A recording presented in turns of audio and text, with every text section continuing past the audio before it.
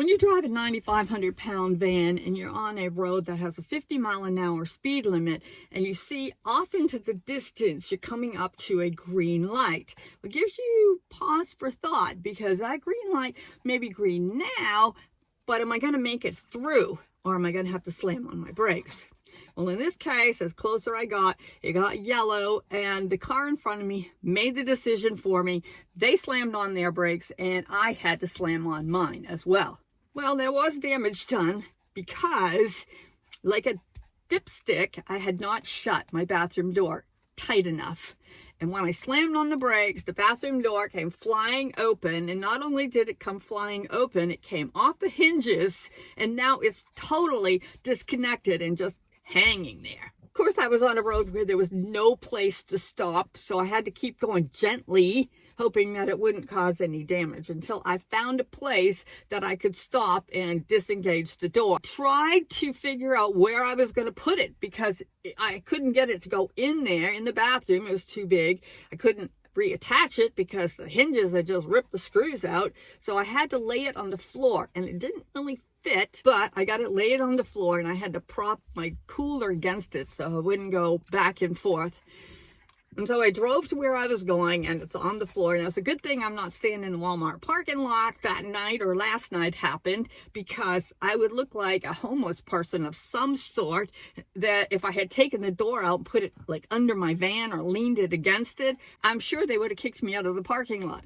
But I got where I was. I took the bathroom door out and put it under my van. Now I have to figure out how to fix it at this point.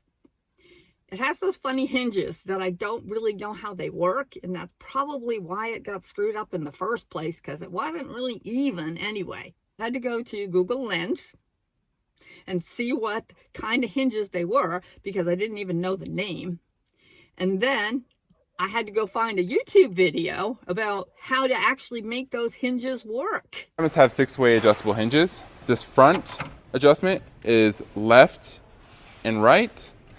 This upper rear is to move the door up as well as down. And then the one below it is in and out to adjust for any warpage of the door. Because the door came flying off, it pulled the screws out of the frame, and now the holes there are bigger than the screws. The door weighs a lot because it has this plexiglass insert in it. So in order to be able to work with that door, I had to take out the plexiglass so the door would be lighter. I didn't have my McGyver gum with me, so now I got to try to figure out if I can actually put that door back on and get that plexiglass into it.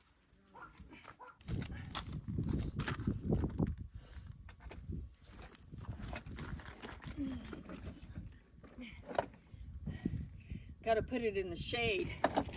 It's hot out here today. Do a little bit of prep work here. Okay.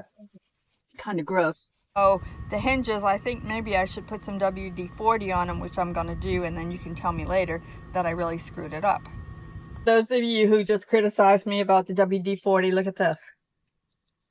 Okay, they've never worked this good. So I'm thinking that maybe my life is going to get easier. We'll see. By the way, just so you know, you're hearing all of this noise in here while I'm doing this video, and that's because it's really hot outside here in the desert, and I have all the fans going. So, get over it. Seem to be missing a couple of screws in there, so I'm going to have a whole canister here. I don't know when I've ever been so proud. Look at this. I got it done. Now, I didn't put that plexiglass in there because I don't even know if I like it. This is my shower curtain that I just hung in the way there. And I'm thinking maybe I want to take the other one out and just put a curtain in there, and maybe not so busy as this one. But tell me, what do you think? I'm so proud.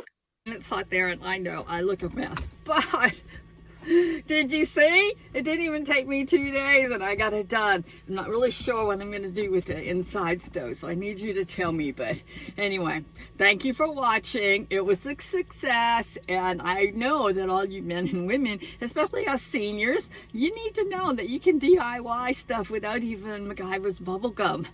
So anyway, subscribe, hit that bell, do the height point thing. That's something new for me. And until next time, it's your DIY buddy, Pam. I'll see you next time. Thanks.